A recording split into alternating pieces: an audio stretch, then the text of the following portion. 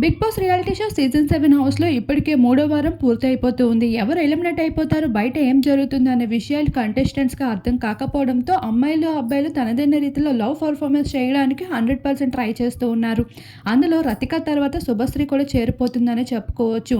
ముందుగా ఫ్రెండ్స్ దగ్గరికి వెళ్లి అందరితో కలుస్తూ ఉండు, మమ్మల్ని కూడా పట్టించుకొని మాతో కూడా మాట్లాడు అంటూ పులిహార కలపగా ఇప్పుడు ఏకంగా టాస్క్ జరుగుతూ ఉండగా ప్రిన్స్ పైన వాటర్ పోస్తూ, బురద పోస్తూ రతిక, దామిని వీరిద్దరూ ఆటలో పాల్గొని ఉండగా పల్లవి ప్రశాంత్ హౌస్‌మేట్స్ అందరూ ఆ టాస్క్‌ని చూస్తూ ఉంటారు.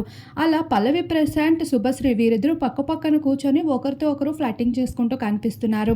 "నువ్వెందుకు వచ్చావు ఇక్కడికి?" అని అడగగా, "ఎందుకొచ్చాను, మళ్ళీ రావడానికి వచ్చాను" అంటూ పల్లవి ప్రశాంత్ ఆట పట్టించడమే కాదు, రతికాని కొడుతూ తనని ముద్దులాడుతూ చిలిపి చేష్టలు కూడా చేస్తూ ఉన్నారు.